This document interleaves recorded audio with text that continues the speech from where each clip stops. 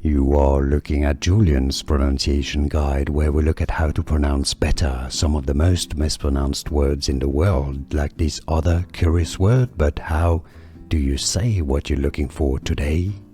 Let's learn how to pronounce this boy's name of Arabic origin, also Hebrew, meaning he will enlighten. So let's break down the different pronunciations.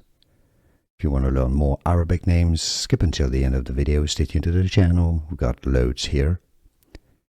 Yahir, Yahir, therefore the pronunciation in English, how to pronounce in English, Yahir or Yahir.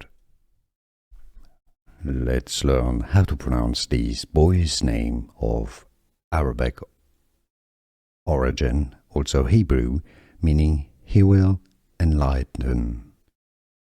So let's break down the different pronunciations.